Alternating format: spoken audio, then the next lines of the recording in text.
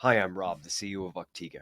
Now, welcome to our quick demonstration of Octiga today. If you want a longer demonstration, reach out to us and we'll pencil you in our calendar. Now, today we're going to talk about the value for MSPs. So MSPs get from Octiga a standardized delivery of Office 365 security across all of their clients. And when I say standardized, I really mean standardized. It is regardless of the license type that you have within your clients. So it doesn't matter if you've got anything from Business Basic all the way up to E5. Octiga figures out everything that it can do and it monitors regardless of license, which is one thing that's really important. We will, for our monitoring section, we will pull every single event for every single license type, something you won't find in many of the tools out there. Of course, our main value is, of course, baselines as well. Baselines really help you standardize all of those security policies across all of your client tenants and make it super simple to deploy them, reproduce that, roll out new settings, continuous audit, and remediate all within the tool. Okay, so when you first onboard to Octiga, you won't see any tenants here. Onboarding is very, very straightforward. You just authorize once with your admin credentials. We don't use those credentials. We are a pure app-to-app connection, a service principal for those techies out there. That will appear in your Azure Active Directory. And from there on in, your people on your tenant, your MSP, they can sign in using the access controls up here, and you simply select the people that you want to log in, your L1s, your L3s, whatever they might be, and they can simply sign in with their Microsoft 365 credentials. After that, we're going to add new clients. And again, very, very similar. You just authorize that client once with their admin credentials. We don't use those admin credentials again. We make a pure app-to-app connection. You can throw them away afterwards. We don't care. It is a seamless connection both to your MSP and to your client in the most secure fashion of connection to Office 365 tenants. When you do onboard a client, it will onboard within 5 minutes. No complications, nothing you have to do in your Active Directory or anything like that. What you'll see then is a dashboard with your clients onboarded. Now, we immediately scan not only all of their logs, regardless of license type, and we start scanning for all of the policies within the tenant that we compare against. And now, it's useful at this point to show you our baseline templates because all of those policies are matched by a baseline each. And baselines roll up into templates, and template is a way of standardizing this. So just before we jump into any one client that we've onboarded, I'm just going to take a quick look at baseline templates. We've got tenant and group-wide ones because there's tenant-wide and group-wide policies in Microsoft.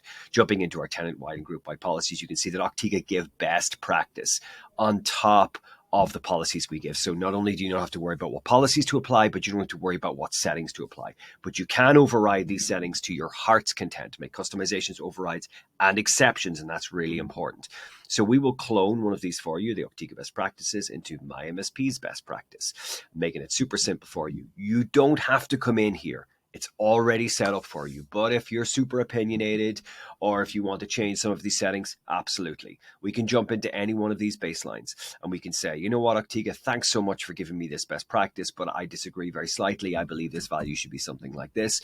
Save this, and then this becomes your template going forward. We also deal with exceptional circumstances because you won't know all the settings when you come to your template level because it hasn't been applied to any tenants yet. And each tenant might have some variations. For example, we could look for a conditional access policy here. Now, with conditional access policies, we know we want to enable them. This one is to enforce MFA, so it's already pre-coded to everything you want. We know we want to include all users. However, there's going to be some user exclusions in this case. And with user exclusions, we don't know who they are yet. So we're going to go ahead and just set that there will be user exclusions, and therefore we can set those when we onboard to the actual tenant. So jumping back out here, we can see here that we've got a column called service plans, and service plans means that we listen to the licenses on that tenant and we adapt the baseline set according to what that tenant has. So Octiga is a true standardizer. So if we don't see Azure Active Directory Premium P1 or P2, that tenant won't get the conditional access policies baselines, for example. Now, jumping back out to our dashboard here, I'm going to make this a little more full screen for everybody. So now what I've done is I've jumped into a single tenant. So from my multi-tenant dashboard, I'm jumping into a single tenant to do a little bit of that gap analysis. Let's move my head for a moment, pop it back down there. Okay, so let's make it a little smaller. All right. So here we've got our baselines, our group baselines, our tenant-wide and group baselines. We've got mail flow rules, account risks, and account management. We've got baseline categories across here. And we've got, of course, our monitoring up here. We've got a phone check and an app report. So full suite of both proactive and reactive checking that's going to monitor and tell you guys every single night or every single moment, any alerts that you need to know about these tenants, because you don't want to be logging in and out of Octiga every single tenant every day. You want to sit back and wait for the alerts to come in. We do email alerts and we do PSA alerts. We also bundle alerts into incidents, which is really important. So, for example, in your PSA, you don't want an alert for every time someone logs in from that strange location or every single activity they do from different countries on their business trip. You want one incident alert, one ticket created in your PSA, and that's exactly what we do. Bundle into single tickets until you close that ticket. So it's quite a smart integration. We do similarly for baseline deviations. We'll just keep adding to that same baseline deviation ticket for a single tenant until you close that ticket. And we do this around the security boundaries. The security boundary for events would be a single user on a tenant. A baseline security boundary would be any deviations on that tenant, but a different tenant would be a different ticket. And for events, a different user would be a different ticket, for example.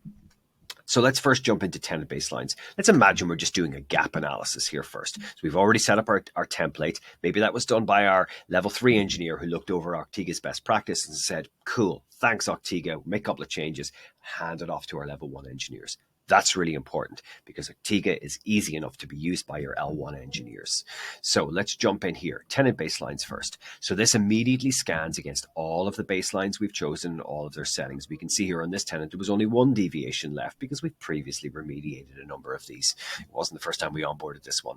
In fact, you may notice that this tenant is actually the same tenant as the MSP in this case. This is actually our tenant. We're pretending to be the MSP and we're pretending to be the client. That's perfectly safe for MSPs to do that because MSPs might want to test on their own tenant, and we don't make a single change on a client tenant or an MSP tenant without your explicit say so. But when you do explicitly want to make that change, it is a single button push. And I'll show you that here. So I'm jumping into this baseline that is deviating. It's not matching the policy. And what do I want to do here? I want to say that this thing is required, alphanumeric passwords, and I simply press remediate. And 3 seconds later, that will be implemented on the tenant. It will make that change. Now, I'm not going to push this setting right now because I don't want that setting on my tenant. This is a change I made on the template earlier. However, I'm going to jump back here and show you an example of where I will push a setting. So this is an example of where we said we want to do some overrides at a tenant level. We didn't know those at the template level. So here, MFA, conditional access policies, I want to include all users. And for exclusions, I want to include maybe another user. Right, so we're going to manage the user as a part of my exclusions. I'm going to add this particular mailbox, whatever that might be, and I'm going to say, right, remediate that. Now that is pushing that right now to this Microsoft 365 client, and it's done. You are back on with all of your green ticks up and down the board. Well, besides this default mailbox policy, which I haven't remediated yet. Now, that's really important around exceptional circumstances. It's really important to be able to make those exceptional circumstances and have that baseline go green. The other thing that's really important to note here is when I jumped into any one of these baselines, because it was mapped by the template, this baseline is managed by the MSP's best practice template. Now, I can read up on what these are. I've got some best practice advice here around this. And of course, we'll have best practice built into the template, best practice that we give out in our templates. But as a level 1 engineer, I might not understand what a password policy is, but that's okay. I can't even change these desired values even if I wanted to. They're set by my level 3 engineer or my person who manages the template at a different time. So I get that alert in my PSA, I get the link, it jumps me straight in here. I see there's a deviation and I simply press remediate. Now, for those of you who are wondering about automated remediations, we have them coming in super soon.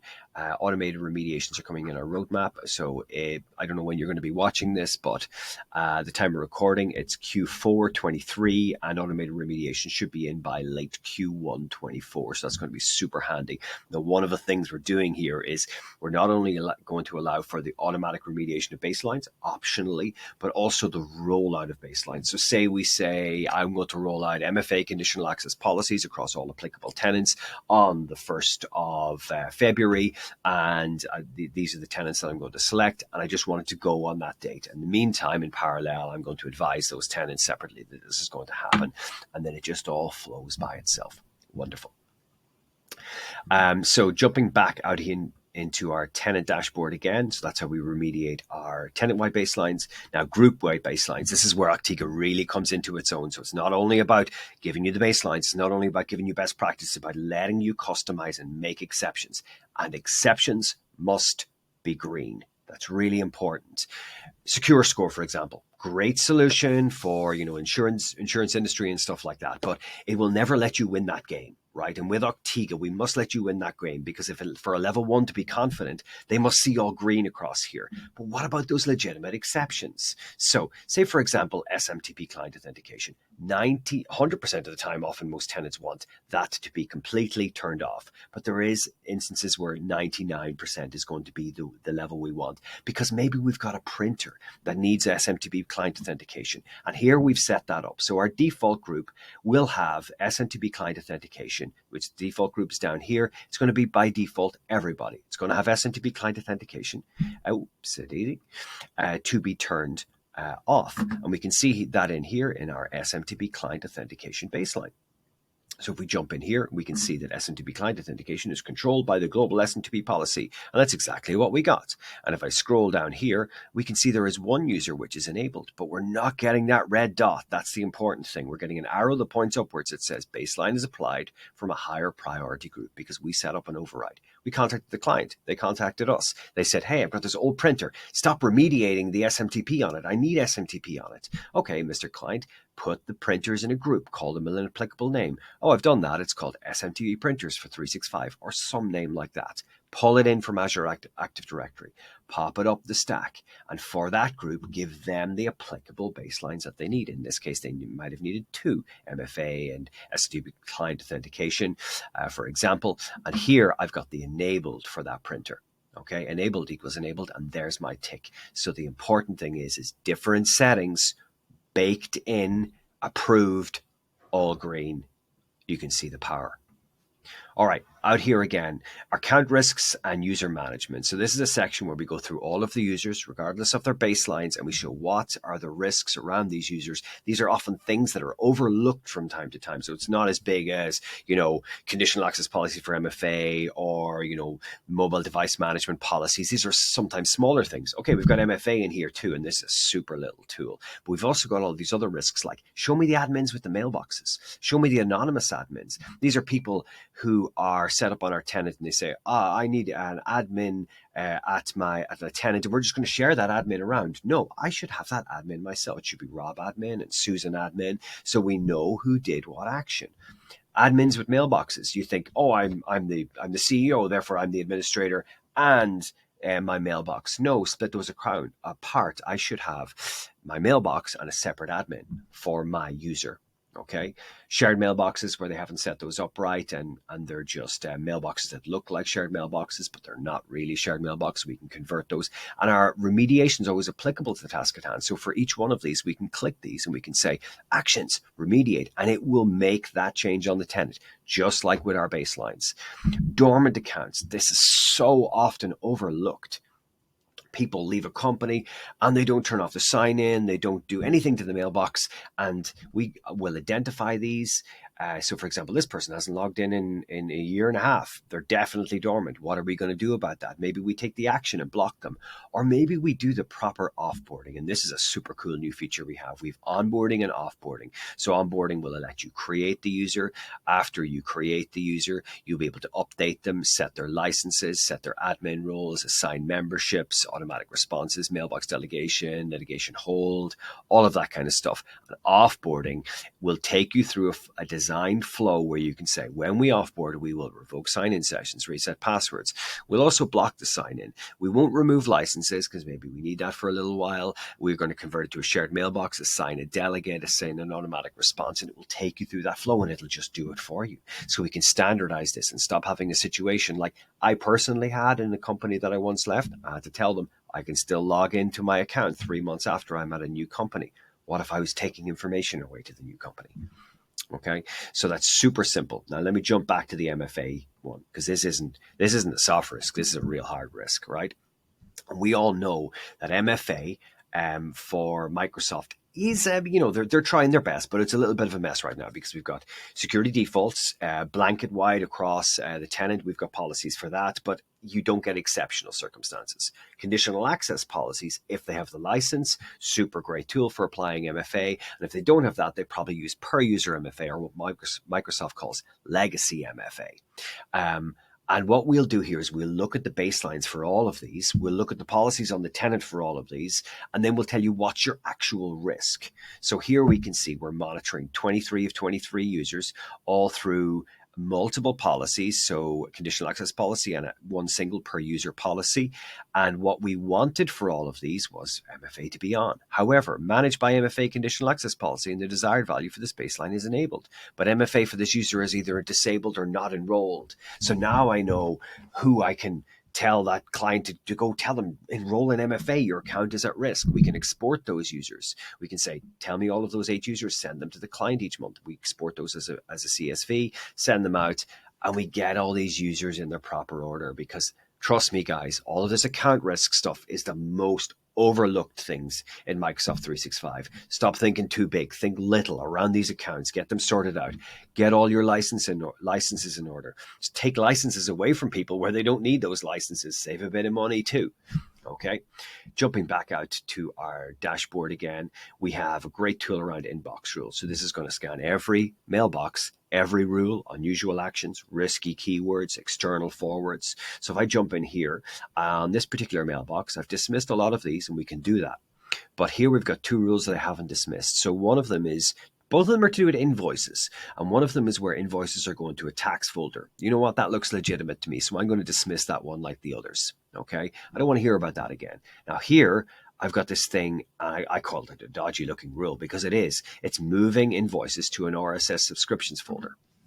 That looks like a breach to me. It looks like someone's trying to hide invoices, steal the money later because they're going to tell the client to transfer to a different account. I've disabled that rule. And in fact, they're going to lock out this account too. That's a new password, obviously not the old one. And I can download those and move on from there. And by doing that, I can then go through and I can, sorry about that little alarm. I can go and either dismiss or remediate all of the baselines, and I can move on and get my board green. Okay.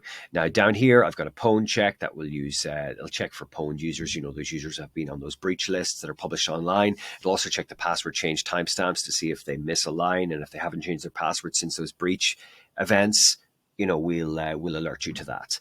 App report. This is going to link all of the Azure Active Directory listed applications to the users that authorize them and the permissions that were authorized against them. So I can jump into any one of these. This was an old one. I'd expired on my account a long time ago, but I can see the permissions that it had. This is the user, that's me.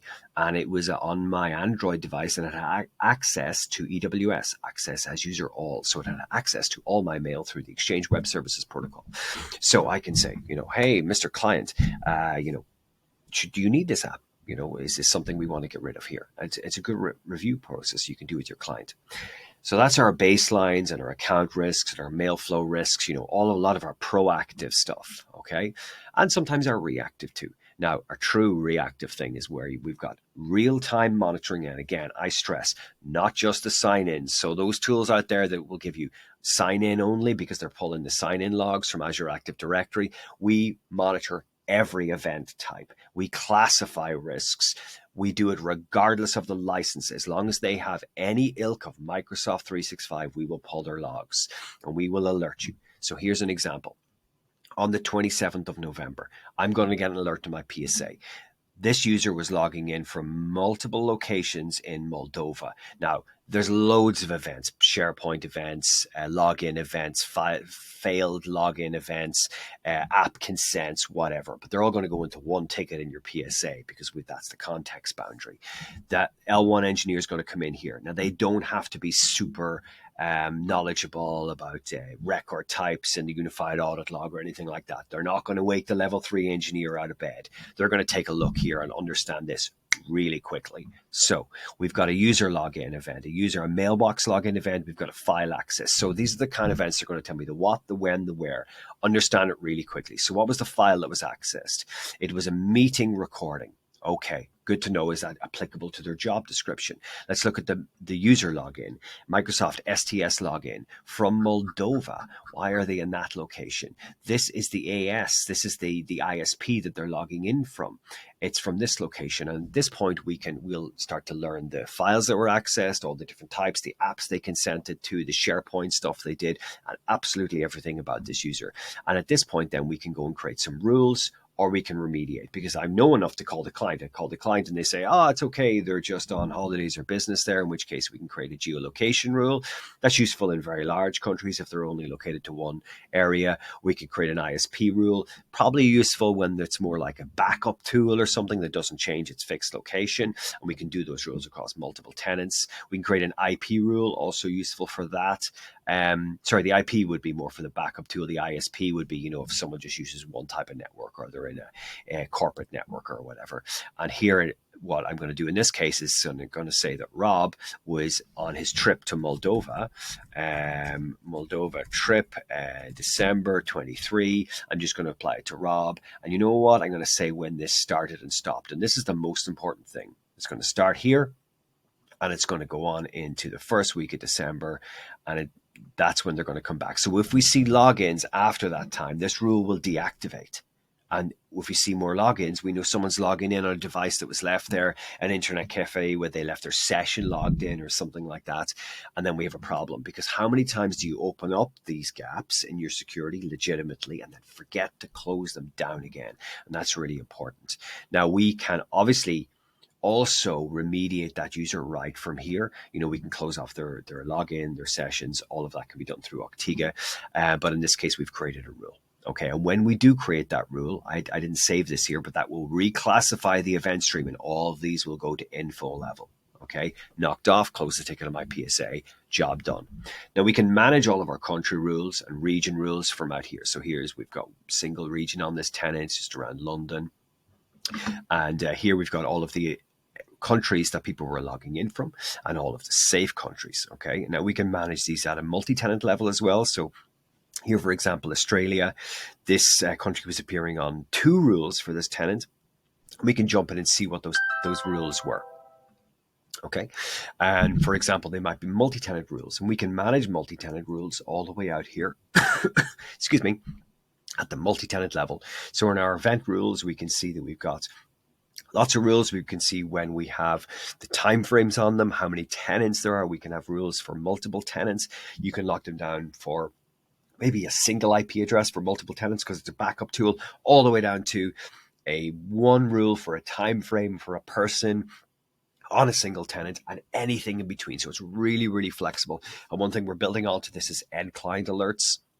So the client will be able to make these rules. So you can imagine the client gets a notification on their phone. This is what we're developing. And they will see, is Bob in Moldova? Approve or escalate. Approve, set the time frame, or escalate. Simple as that. Clients will love that, and it'll take away a lot of that work from the MSP as well, bringing the right information to the right people at the right time, regardless of license type. We also have end client reports. You can pull baseline reports as CSVs and things like that from within the portal, but we can also send reports to the client every week or month or whatever they need. They will send us a PDF, and we can white label them too. I'm just going to run one up in browser right now and generate that here. And what we're going to look at here is once this loads, this is in browser again, this will go out as a PDF, so we can see our posture summary. Now, remember, This is your posture summary for the tenant baselines and group baselines. Remember that these are your baselines, your customizations, your settings, your best practice based on our best practice. So you can win this game. You can win this graph. Here I've remediated 24 out of 25 baselines. We saw the one baseline I had not yet remediated. When I do remediate that green line will equal that blue line. So unlike Microsoft Secure Score, which you can never win, you can never get that 100%, there are exceptions are built in here. So we can win that. And that graph, when we get that up here, that will make you look good. And when that green red line comes back up again, we get in there, we remediate it, and it goes back down again.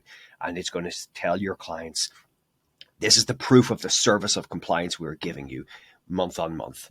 Of course, we've got top users under threat. This is really an executive summary for your clients. So here's the locations people are logging in from.